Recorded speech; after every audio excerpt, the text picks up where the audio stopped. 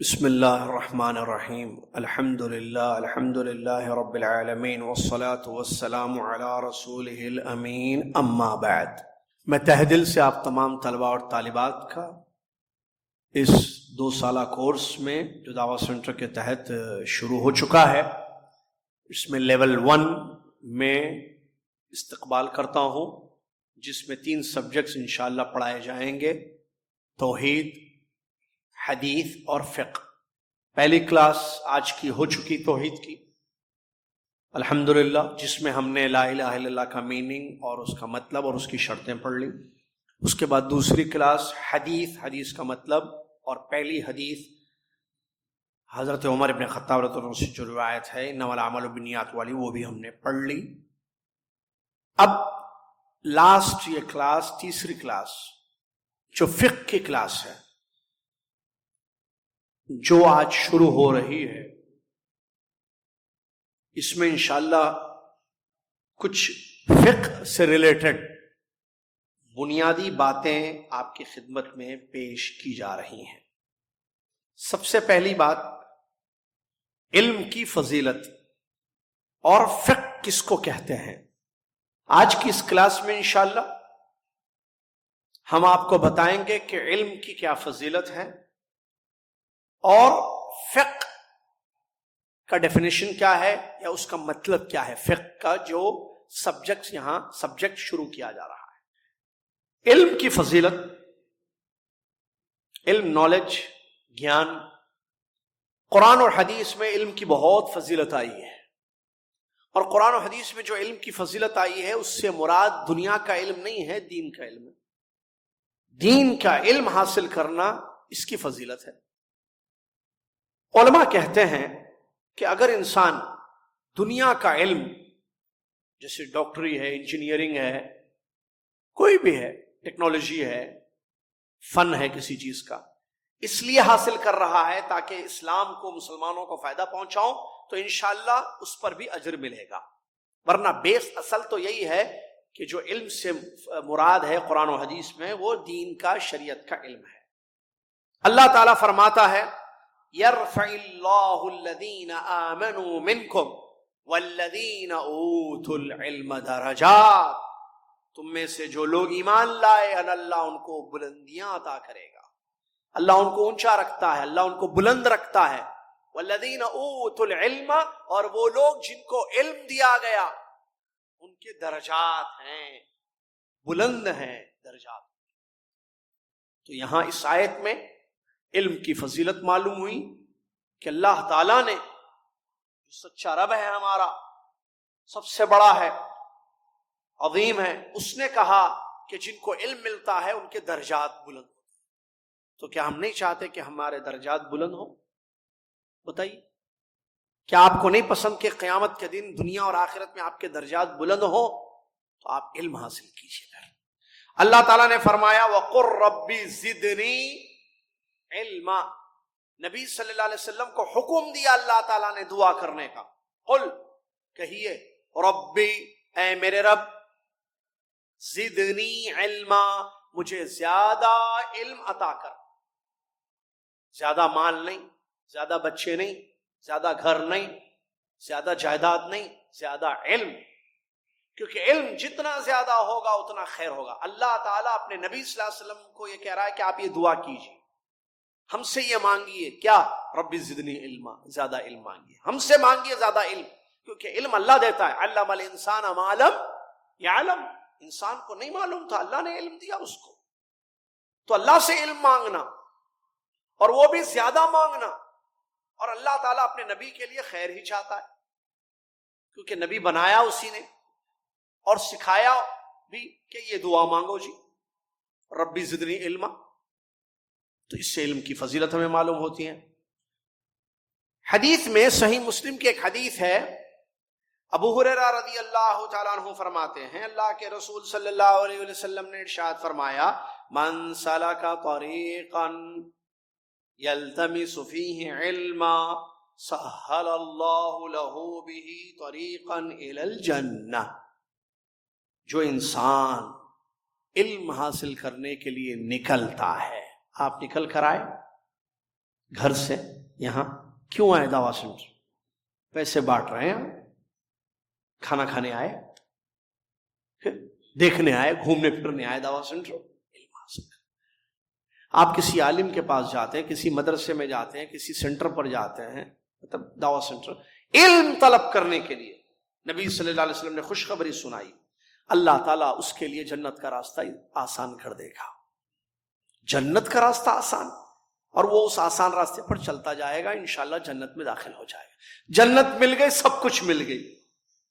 جنت نہیں ملی، کچھ نہیں ملا، اور وہ بھی جنت ملنا آسان راستے سے بڑی نعمت ہے۔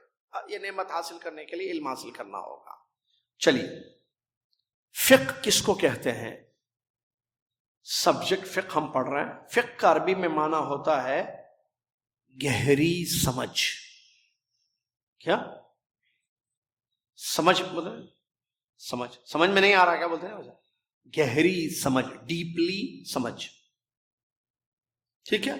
یہ اس میں کہتے ہیں کہ لینگویج میں، عربک لینگویج میں اس کا یہ میننگ ہے۔ تو فقہ اسلامی کا مطلب کیا ہے؟ ہم جو پڑھ رہے ہیں فقہ اسلامی، اس کا مطلب العلم بالاحکام الشرعیہ العملیہ من ادلتها التفصیلیہ۔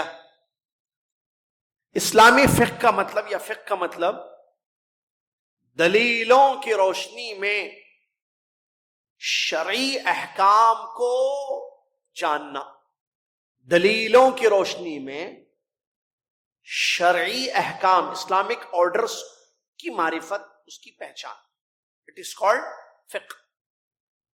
دلیلوں کی روشنی میں، ٹھیک ہے؟ سمجھ میں آیا کہ نہیں؟ فقہ کا مطلب دلیلوں کی روشنی میں۔ میں پوچھوں گا تو آپ بولنا۔ اچھا دیکھیے، کچھ چیزیں بائی ہارٹ کرنے کی ہوتی ہیں، یاد کرنے کی رہتی ہیں، یہ یاد کرنا ہے۔ کیا میننگ آف فقہ؟ فقہ کس کا مطلب؟ آپ سبجیکٹ پڑھ رہے ہیں، فقہ ہی نہیں معلوم؟ فقہ کا مطلب دلیلوں کی روشنی میں اسلامک آرڈرز کو جاننا، اٹ از کالڈ فقہ، اسلامی احکام۔ تو فقہ میں دو چیزیں ہوتی ہیں۔ فقہ میں جو مین سبجیکٹس ہوتے ہیں، فقہ میں کس کے بارے میں جانیں گے؟ اسلامی جو احکام ہوتے ہیں نا، احکام۔ دیکھیے ہم نے کیا ابھی کہا، فقہ کا میننگ کیا ہے؟ دلیلوں کی روشنی میں اسلامی احکام کو جاننا۔ احکام میں نے آرڈرز ٹو ٹائپس کے، عبادت، معاملات۔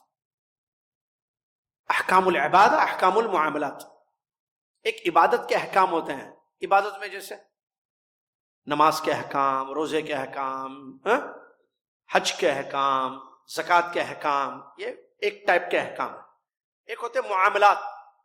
معاملات سمجھتے ہیں؟ خریدنا، بیچنا، تجارت کرنا، اس کے احکام ایک الگ ہے، معاملات کے احکام۔ اچھا، معاملات میں خرید و فروخت ہے، شادی بیاہ ہے، دودھ پلانا، رضاعت، وراثت، یہ سب معاملات میں آتے ہیں۔ ایک عبادات، ایک معاملات، سمجھ میں آ رہا نا؟ تو دونوں احکام کو جاننا، سمجھ میں آ رہا؟ دونوں قسم کے احکام کو، کیونکہ دونوں دینی ہے نا۔ اسلام میں عبادت بھی ہے، اسلام میں معاملات داری بھی ہے۔ نکاح نہیں ہے اسلام میں، خریدنا بیچنا نہیں ہے، سب ہے اسلام۔ تو اسلامی احکام کو جاننا۔ بعض احکام عبادت والے ہوتے ہیں، ایک۔ نمبر دو، معاملات، تجارت، بیع و شراء، کیا بولتے ہیں، نکاح، بیٹی دینا بیٹی لینا، وراثت، وارث بننا وارث بنانا وغیرہ، اور بھی سارے مسئلے۔ عبادت میں بندے کا تعلق کس سے ہوتا ہے؟ جی بولیے۔ اللہ تعالیٰ سے ہوتا ہے، اس کے اور اللہ کے درمیان ہوتا ہے وہ معاملہ، ٹھیک ہے؟ بندے کا عبادت۔ معاملات میں بندے کا تعلق کس سے ہوتا ہے؟ مطلب انسان کا تعلق کس سے ہوتا ہے؟ انسانوں سے، ایک انسان کا دوسرے انسان سے۔ کیونکہ میں بیچوں گا تو آپ کو بیچوں گا نا، انسان کو بیچوں گا یا پتھر کو بیچوں گا؟ شادی بھی آپ کسی کی لڑکی سے نکاح کریں گے یا آپ کی لڑکی سے کوئی نکاح کرے گا؟ آپ وارث بنیں گے، یہ سب معاملات داری۔ سمجھ میں آ رہا نا؟ چلیے ایک اہم بات بتاتے ہیں یہاں پر۔ شرعی احکام ہم نے پڑھا نا، تو شریعت کے مصدر کو کیا بولیں گے؟ سورس، دلیلیں کیا ہیں؟ جو ہم نے کہا نا شرعی دلیلوں کی روشنی میں اسلامی احکام ہوئے، تو دلیلیں 3 ہیں کہتے ہیں، ہم کتاب سے چل رہے ہیں جو کورس ہے یہاں پر ہمارے پاس. دلیلیں کتنی ہیں؟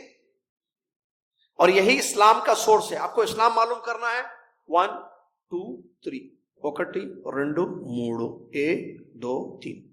نمبر 1 قرآن، نمبر 2 حدیث یا سنت، نمبر 3 اجماع. قرآن، حدیث، اجماع بعد میں پڑھیں گے. قرآن کس کو بولتے ہیں، حدیث کس کو بولتے ہیں، اجماع کس کو. تو یہ 3 بیس ہیں شریعت کی. اسلام یا دلیل قرآن میں ہے وہ دلیل ہے، حدیث میں ہے وہ دلیل. اجماع کا مطلب ہوتا ہے تمام، میں خالی شارٹ میں بتا رہا ہوں، اجماع کا مطلب جو ہے تمام علماء، تمام مسلمان اتفاق کر رہے ہیں کسی مسئلے پر. فلم دیکھنا حرام ہے حلال ہے؟ بولیے بھائی. فلم دیکھنا کسی کا بھی ہو، تمام مسلمانوں کا اجماع ہے کہ حرام، اس کو بولتے ہیں اجماع. گانے سننا جائز ہے یا ناجائز ہے؟ تمام لوگوں کا اجماع ہے، اس کو بولتے ہیں اجماع. سمجھ میں آ گیا؟ اللہ سے دعا اللہ تعالی ہم کو نفع بخش علم دے، قبول کیا جانے والا عمل دے. آمین. واخر الحمد للہ.